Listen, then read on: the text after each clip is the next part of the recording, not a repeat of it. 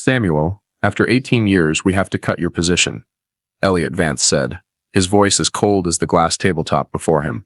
Clear your desk by end of day. I stood still, not from surprise, but from the emptiness in Elliot's eyes. 37 years old, IT director at Vantage Tech for the past 4 years. Me, Samuel, 55, a veteran systems engineer who'd spent nearly 2 decades building and maintaining everything here. I'd helped the company from its days as a small office, elevating Vantage Tech into a major name in the tech industry. Yet now, with one simple sentence, they erased me like an outdated file. I understand, I replied, brief, nodding once. No anger, no pleading, just quiet acceptance. I turned, walked out of the room. No goodbye, no handshake. The glass door closed behind me, trapping 18 years of my life in Elliot's distant gaze. Before diving into the story, comment where you're watching from, and don't forget to subscribe so you never miss the latest video. Outside was the open office space, where familiar colleagues worked. Fluorescent lights beamed down on desks, the sound of typing halting abruptly as I passed,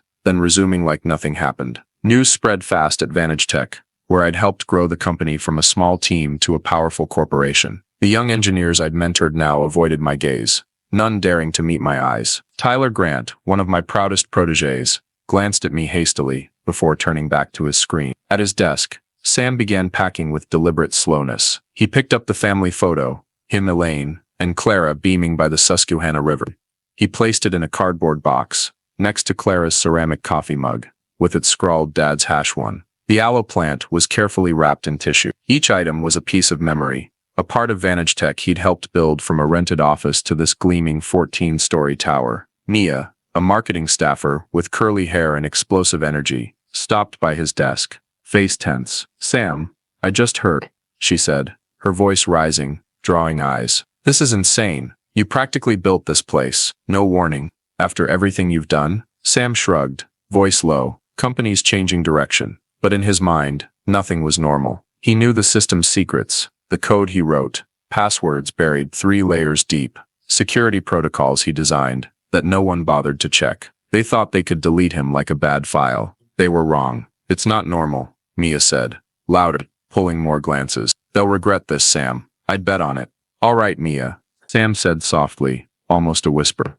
"It's really okay." It wasn't, but he wasn't about to make a scene. He kept packing, each item neatly placed, like organizing data. When the box was full, he slung on his backpack, grabbed it, and stepped into the elevator.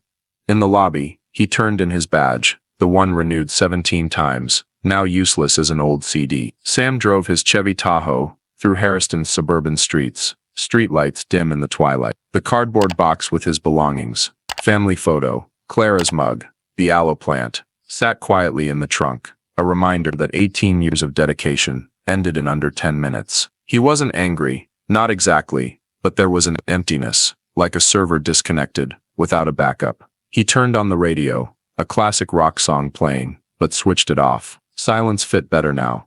His house sat at the end of an oak-lined street, a 2-story brick home with a small porch where he and Elaine often sipped coffee on weekend mornings. As he parked, warm yellow light spilled from the kitchen window, comforting but not enough to thaw the chill inside him. He left the box in the garage, not ready to bring it inside, not ready to explain. Elaine, his wife, was probably in the kitchen, maybe baking bread or reading an old novel. Sam took a deep breath, opened the door, and stepped in. "You're home early," Elaine called from the kitchen, her voice gentle but curious. She was 53, silver streaks in her hair, a former librarian who retired early due to blood pressure issues. She appeared at the kitchen door, an apron dusted with flour, holding a mug of tea. "Everything okay?" Sam hesitated, then shrugged. "Yeah, just a shorter day than usual." He didn't want to lie, but the truth, that he'd been fired after 18 years, was too heavy to say yet. He walked through the living room, where family photos hung on the wall. Clara at her high school graduation, the 3 of them camping by the Susquehanna, him and Elaine at their 20th anniversary dance. He sank into an armchair, staring out the window, as darkness cloaked the garden. Elaine set her tea on the table and sat across from him. "Sam, you're not okay," she said, her eyes sharp like when she'd catch him hiding a late bill. "What happened?" He sighed, knowing he couldn't stall forever. "They eliminated my position," he said, voice low. "Elliot called me in, said the company's changing direction. Had to clear my desk by end of day." Elaine blinked, her hands gripping the chair's arms. Eliminated, after 18 years, no warning, nothing. Her voice rose, a mix of anger and shock. Sam, you're the one who kept that place running. Who fixed the systems every time they crashed. Who trained everyone out there besides Tyler.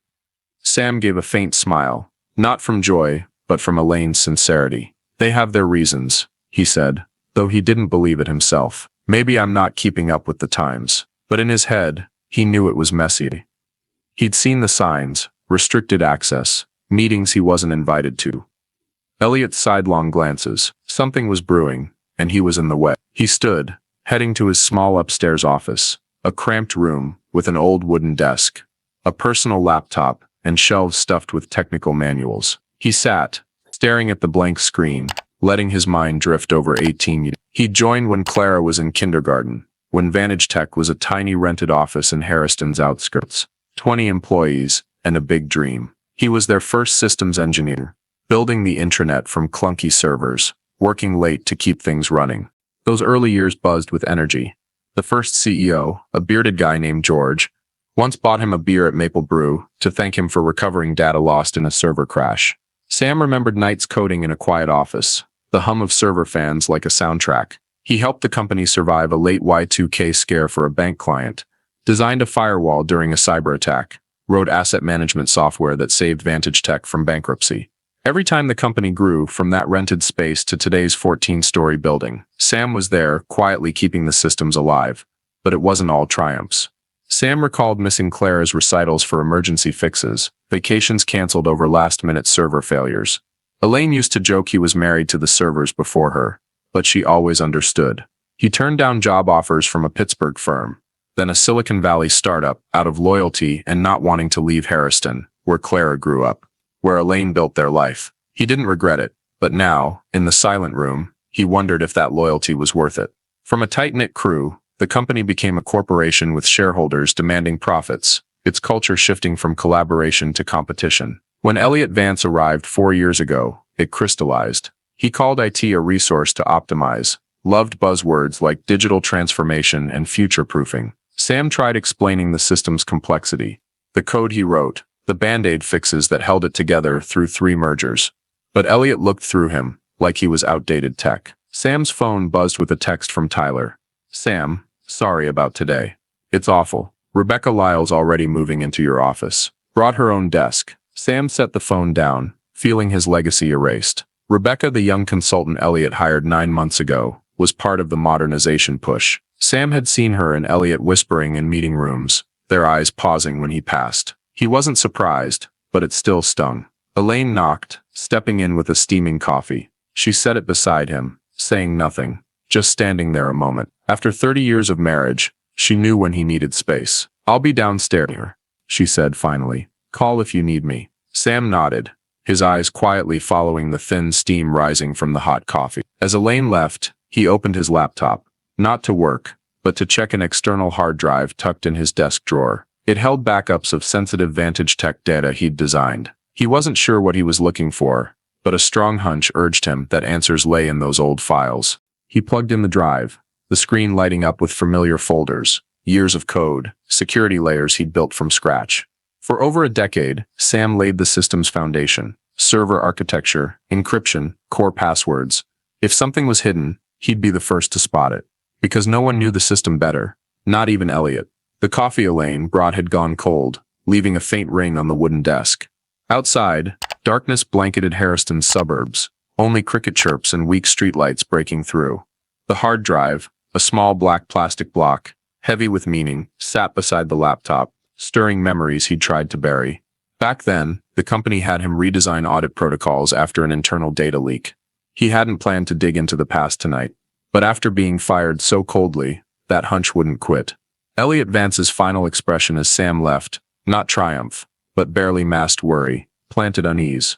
Elliot was hiding something, and Sam knew if he wanted the truth, it started where he'd built it all in the code he wrote. He plugged in the drive, a soft tick-tick sounding, as it spun up. The screen showed folders, log_2013, audit_protocols, transaction_archives. Sam clicked the transactions folder, where he'd stored financial software records. That year's audit had him track major transactions for unauthorized access, but after his report, no one bothered reviewing. He was the only one who remembered they existed. He opened a recent log, backed up before his access was cut 6 months ago, and scrolled through the data. Hours passed, only keyboard clicks, and Sam's steady breathing cutting the silence. He wasn't searching for anything specific, just letting his eyes scan numbers, like checking code for bugs. Then a pattern emerged. Regular payments, small but consistent, to a company called Silvercrest Solutions. They started to use a few tens of thousands each,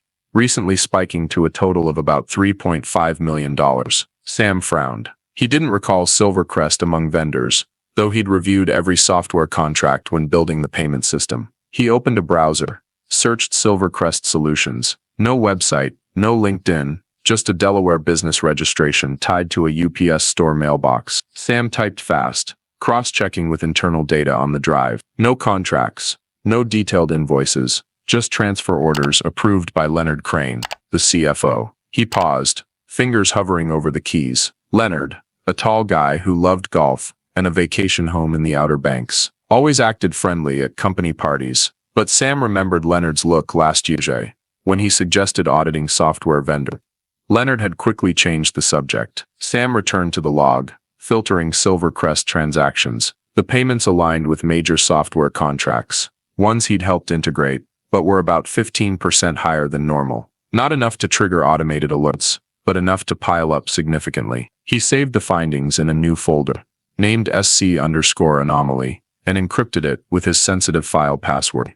This wasn't random. Someone was deliberately hiding something, and Sam was the last person they'd want noticing. He stood, stretched, joints cracking. The wall clock read midnight. Elaine had gone to bed long ago, but Sam knew she'd worry if she were awake. He stepped to the kitchen, grabbed a soda from the fridge, and returned. Sitting down, he thought back to 6 months ago, when his financial system access was restricted without explanation. Elliot called it security optimization, but Sam had noticed subtle admin changes, ones no one told him about, despite him designing them. He hadn't fought it, just observed, taking mental notes, like troubleshooting a system glitch. Sam opened a log analysis tool he'd written 10 years ago, a simple but effective program no one else knew how to use. He fed it Silvercrest data, searching for hidden transfers. Results popped up, a small code snippet in the financial software, added last year, masking transactions by labeling them operational costs. Sam gave a wry smile. He'd warned Elliot about running software without source code checks, but Elliot just laughed, called him overcautious. His phone buzzed with a text from Tyler. "Sam, they're saying you tried accessing the system after leaving. Elliot asked me about your tools. I didn't say anything, but be careful." Sam set the phone down, pulse quickening. He'd used a personal VPN to check an old server tonight, but didn't think they'd catch it so fast. Elliot was nervous, and that confirmed Sam's gut. Silvercrest wasn't a fluke. He returned to the laptop, backing up all Silvercrest data to a second USB, hiding it in a drawer under old papers. He didn't know what he'd do with it yet, but he knew it mattered. He thought of Leonard, Elliot, and Rebecca Lyle, who'd taken his office like a hawk. They saw him as a harmless old engineer, good for servers and commands. They didn't know he'd seen everything, not because he was brilliant, but because he was meticulous. Elaine appeared at the door, hair messy, robe slightly askew. "Sam, it's late," she said, voice worried. "What are you doing?" Sam looked at her, weighing whether to tell her. "Just checking some things," he said, voice soft. "Old work stuff, you know." She frowned, stepping in, placing a hand on his shoulder. "Sam, you look stressed. Is this about today?" He hesitated, then nodded. "Something's off at Vantage Tech," he said, keeping his tone low. "I'm not sure yet, but I need to dig deeper." Elaine pursed her lips, her eyes worried but trusting. "Just be careful," she said. "If they hurt you once, they'll do it again." Sam nodded, squeezing her hand for a second, before she left. He turned back to the screen, staring at Silvercrest's numbers. This was just the start, he knew. Something bigger hid behind them, and he was the only one who cared enough to dig. Sam woke slumped in his office chair. Laptop, still open to the SC_anomaly folder holding Silvercrest Solutions data. Beside it sat the cold coffee, an external drive, proof of $3.5 million funneled to a shell company. He felt drained, but focused, the instincts of a security engineer. Fully awake. Silvercrest was the tip. He needed to dig deeper before Leonard Crane and Elliot Vance realized he was investigating. Recalling when his access was restricted without clear reason, Sam grew suspicious. He sifted old data, uncovering another company, Iron Gate Advisors, receiving $4.7 million under consulting pretenses. It had no real operations, registered to Margaret Crane, Leonard's wife. Using his custom analysis tool, Sam saw payments to both companies matched major contracts, costs inflated, then siphoned off. A total of $8.2 million over 3 years. He saved the evidence, naming it Crane_patterns. Sam remembered suggesting a software audit 2 years ago. Leonard blocked it. Now it was clear. He feared exposure. Digging further, Sam found Iron Gate payments began right after Leonard became CFO.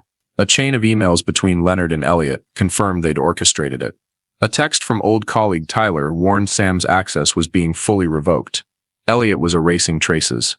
Sam checked his personal VPN. Signs someone tried logging in. They were watching him.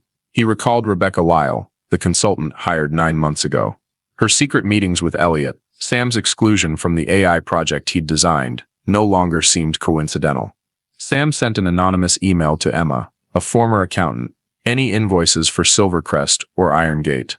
Her reply, nothing specific, and Leonard told her not to bother. That confirmation solidified Sam's certainty. Elaine entered with toast, seeing Sam's tension, and asked. He told the truth, fraud at Vantage Tech, tied to Leonard and Elliot. Elaine feared for their safety. Sam reassured her but didn't mention he was gearing up to confront Elliot directly. After she left, Sam accessed an outdated system via a backdoor he'd left. From an old account, he drafted an email to Elliot, listing suspect transactions, threatening to alert the board without answers. He didn't send it, just bait. Sam knew direct reporting could be dismissed as a bitter ex-employee's grudge. He thought of Harold Weaver, the only board member who'd ever asked him tech questions. If anyone would listen, it was Harold. Sam began a report, transactions, dates, amounts, people, internal emails, and Leonard's access requests. The 10-page document was clear as clean code. He saved 3 encrypted copies, 1 in a bank safe, 1 at home, 1 mailed to a Pittsburgh friend. Outside, night fell. Sam got a call from an unknown number. Elliot's voicemail. Heard you're contacting people. Call me. We need to talk. Sam deleted it, knowing Elliot was scared. He replied via a burner number. Meet me at Maple Brew, noon tomorrow. Just us. A public spot, safe enough for a showdown. He set up a recording app, double-checked it. Elaine reappeared, eyes tight. You haven't slept? She saw the strain on the screen, and in his face.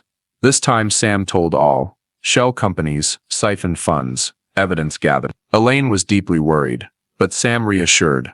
I'm not doing this for anger, but because it's right. She said only one thing before leaving. Promise me you won't let them hurt us. Sam returned to the laptop, saving final data. He hadn't just found fraud. He was exposing a sophisticated manipulation system. And now, he had a plan. He checked the draft email to Elliot. He added a line. I have more data. Don't make me share it. He didn't send, wanting to wait post-meeting. He thought of Harold Weaver, the board, and Wednesday. Vantage Tech's quarterly finance meeting. If he timed it right, it'd be the perfect moment to strike. He checked the USB in the drawer, ensuring it was safe, then shut the laptop. Sam sat in his Chevy Tahoe parked near Maple Brew, checking his phone one last time to confirm the recording app was ready, then took a deep breath. The meeting with Elliot Vance, ET director, was just the first step in the plan he'd crafted last night. A plan to expose $8.2 million embezzled through Silvercrest Solutions and Iron Gate Advisors, with Leonard Crane and Elliot behind it. He wasn't there to negotiate, but to gauge Elliot's panic. Sam adjusted the rearview mirror, stepped out, and walked into the cafe. Maple Brew was busy enough, with the grind of coffee beans and the scent of toasted bread in the air. Sam picked a corner table, back to the wall, eyes on the door. Elliot arrived on time, pale blue shirt, tension in his eyes he couldn't hide. He sat, ordering nothing, hands clasped tightly on the table. Sam Elliot started, voice straining for calm. What are you doing? That email. You know it could cause trouble for both of us, right? Sam shrugged, voice low. Just asking questions, Elliot. Who's Silvercrest? Why's no one heard of them? He pressed record in his pocket, the phone's cold metal against his fingers. Elliot pursed his lips, glancing around like he feared eavesdroppers. Listen, Sam, you're not at Vantage Tech anymore. This doesn't concern you. Stop, and I can help. A payout, a reference, whatever you want. Sam gave a faint smile, as expected. I don't need money, Elliot. I need answers. He paused, watching Elliot's eyes flicker. Or I'll ask the board. Elliot leaned in, voice hushed. Don't do something stupid, Sam. You don't know what you're stepping into. He stood, left without looking back, leaving a whiff of expensive cologne. Sam stopped recording, saved the file, and left the cafe. Elliot was scared, and that was all Sam needed to know. Back home, Sam opened his laptop in the office, pulled up the draft email from last night, and sent it to Elliot with the subject financial irregularity. Urgent review. His pulse quickened as it left the outbox. It listed a few Silvercrest transactions, enough to rattle Elliot, but not revealing all he knew about Leonard and Irongate.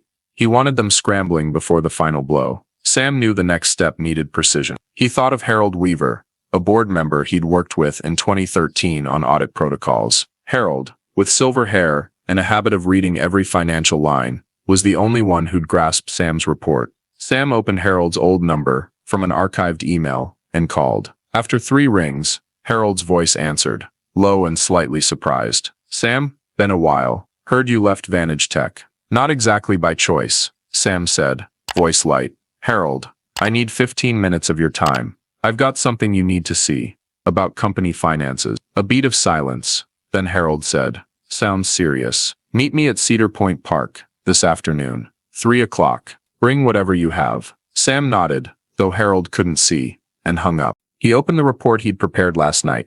10 pages detailing Silvercrest and Irongate, with transactions, internal emails, and Leonard's system access. He printed a copy, sealed it in an envelope, and copied the data to a new USB. He drove to Harrison Trust Bank, checked the safe deposit box holding the second USB, ensuring it was secure. On the way to Cedar Point, he stopped at a small post office, mailing the third USB to his Pittsburgh friend with a note, hold this, don't open. Cedar Point Park was quiet, just a few joggers and rustling oak leaves. Harold waited on a bench, wool coat, holding a paper coffee cup. Sam sat, handing over the envelope. This is everything, he said. Silvercrest and Irongate, $8.2 million embezzled over 3 years. Leonard Crane's behind it. Elliot knows, and they pushed me out to cover it up. Harold opened the envelope, scanning the first page, eyes narrowing. These are heavy claims, Sam. You're sure? I don't guess, Sam replied, passing the USB. All the proof's there. Transactions, emails, access logs. I don't want money or a job. I just want the board to know. Harold nodded slowly, tucking the envelope into his coat. Finance meetings Wednesday. If this checks out, it'll have big consequences. He stood, shook Sam's hand. I always knew you saw things others missed. Sam drove home, relief mixing with tension. He'd made his move, but still had to stay sharp. As he entered the house, his phone buzzed with a text from Tyler. Sam, Elliot called an emergency meeting. Rebecca looks nervous. Leonard was yelling in his office. What's going on? Sam didn't reply, just gave a faint smile. The seed was planted, and it was sprouting. Elaine stepped into the living room, seeing him by the window. Sam, you okay? She asked, voice worried. You look like you just ran a marathon. He turned, took her hand. I just did what needed doing, he said. Now we wait. Wait for what? And how risky is it? For the truth, Sam said, voice firm. And I've been careful, Elaine. Trust me. She nodded, eyes still anxious, and went to start dinner. Sam returned to his office, checked his email.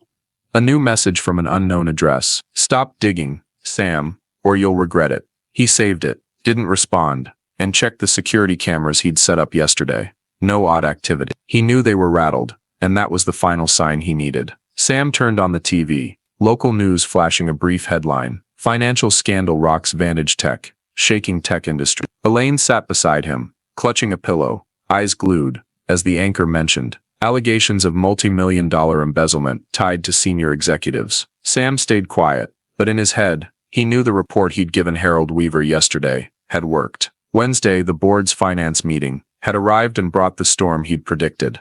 His phone buzzed with a text from Tyler Grant. Sam, you did it. FBI's at HQ. They took Leonard away. Elliot's detained too. Whole company's stunned. Sam gave a faint smile, setting the phone down. He pictured Leonard Crane in his pricey suit, cuffed before shocked staff. Elliot, with his smug grin, likely stammering to agents. But Sam felt no glee, just relief that the truth finally had spoken. That morning, Harold Weaver had called right after the board meeting. "Sam," he said, voice low but steady, "your report was a bombshell. We cross-checked the data. Everything you gave us held up." Leonard confessed to some, tried pinning it on Elliot, but they're both done. "Rebecca Lyles suspended pending investigation. The board owes you thanks." Sam only said, "I did it for the company, Harold, not for praise." But hanging up, he felt a quiet pride, not for winning, but for proving his worth. Elaine muted the TV, turning to him. "Sam, that was you, wasn't it?" she asked, voice mixed with pride and worry. "You made this happen, but now what? Will they come after you?" Sam took her hand, her warmth easing his inner chill. "They don't have a chance, Elaine. FBI's on it, and I've backed up everything." He didn't mention last night's threat email, or checking the cameras twice this morning. He wanted her at ease, even if he stayed vigilant. By noon, an email from Harold hit Sam's inbox. Subject, urgent meeting. The board wanted him at HQ that afternoon. Elaine frowned as he ironed a shirt, but didn't stop him. "Just be careful," she said, kissing his cheek. Sam nodded, driving the Chevy Tahoe to downtown Harriston. In the 12th floor boardroom, 5 board members sat around a long wooden table, Harold at the head. No Leonard, no Elliot, no Rebecca, just serious faces, and an empty chair for Sam. Harold stood, shook his hand. "Sam, we've reviewed your full report," he said. $8.2 million through Silvercrest and Iron Gate. "You didn't just save the company from bigger losses, you protected our reputation." Another member, Ellen Carter, spoke up. "We want you back, Sam, Chief Information Security Officer, reporting to the board. Name your terms, we'll meet them." Sam sat still, eyes scanning each face. He recalled the day he was fired. Elliot's cold words, Sarah's averted gaze, the sense his legacy was erased. Part of him wanted to walk away, leave the place that betrayed him. But he thought of engineers like Tyler, the system he built, the chance to fix Leonard and Elliot's mistakes. "I'll come back," he said, finally, voice low but firm, on 3 conditions: full system audit authority, independent security budget, and I pick my team. Harold nodded instantly. "Consider it done." The others exchanged glances, no objections. Sam shook Harold's hand, feeling like a fresh start, though he knew old scars wouldn't fade it.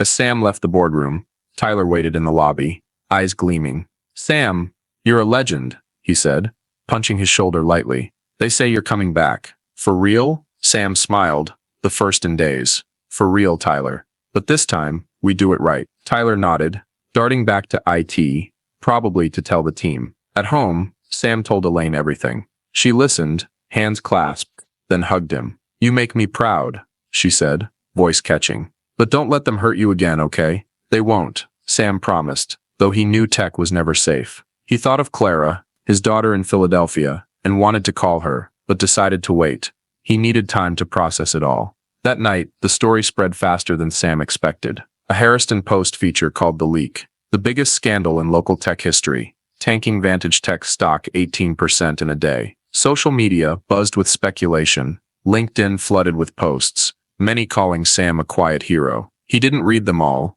just skimmed and shut off his phone. He didn't need the spotlight.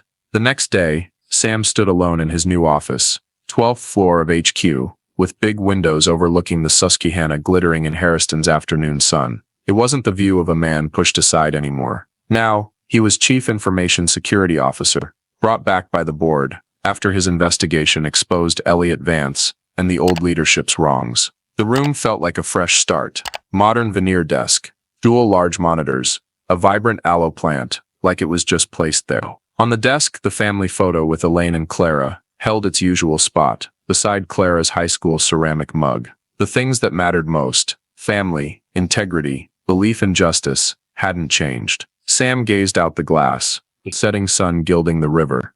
He thought of his journey from being ousted from the place he'd built, to this moment. Not a victory to celebrate, but a bridge he'd rebuilt from wreckage. One chapter closed, and a new one began, on his terms. Vantage Tech wasn't the same. After the $8.2 million embezzlement scandal via Silvercrest and Iron Gate, it took hits. Stock dipped, big clients hesitated, reputation wobbled. But Sam, with full audit power, and the independent budget he demanded, was patching holes. He developed new security software internally named Sentinel, catching irregular transactions in real time. In 3 months, it stopped 2 minor fraud attempts, and a Pittsburgh rival offered 7 figures to buy it. Sam said no. He returned to his desk, checked email. A message from Tyler Grant, now IT team lead under him. Sam, Sentinel's test run on financials was perfect. No bugs, no lag. You're a wizard.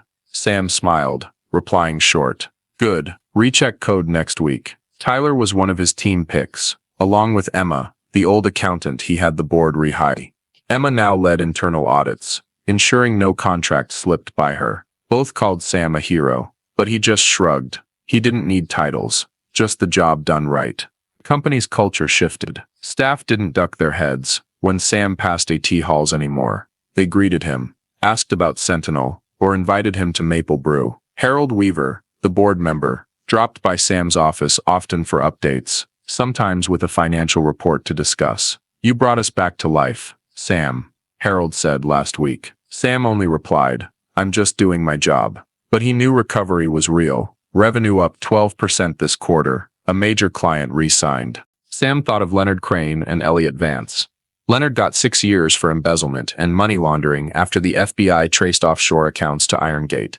Elliot, awaiting trial, was charged with complicity and banned from tech work. Rebecca Lyle left Harrison for a small Baltimore firm, rumored to be under SEC scrutiny. Sam didn't follow them much. He'd left the past behind, focused on what lay ahead. He left the office early, driving to Philadelphia to see Clara, his daughter. She was presenting her master's thesis in engineering at Drexel, and today was the day. Sam sat in the back of the auditorium, watching Clara confidently discuss ethics and technology, inspired by his story, though she didn't name him. When she finished, the room applauded, and Sam felt quiet pride. Over dinner at a small Italian place, Clara beamed, sharing graduation plans. You're why I wrote this thesis, Dad, she said, eyes bright. Sam shrugged but hugged her tight before leaving. Back in Harrison, Sam stopped at Cedar Point Park, where he'd given Harold the report.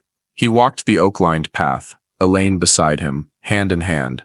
The cool air carried damp leaves scent, and Sam felt peace for the first time in months. You were right, Elaine said, voice soft. You rebuilt it, Sam. Not just the company, us. Sam nodded, eyeing the shimmering Susquehanna. Wasn't easy, he admitted. Some days I thought I should walk away, start over somewhere else. But you didn't, she said, squeezing his hand. Because you're you. They headed home, and Sam checked LinkedIn for the first time that week.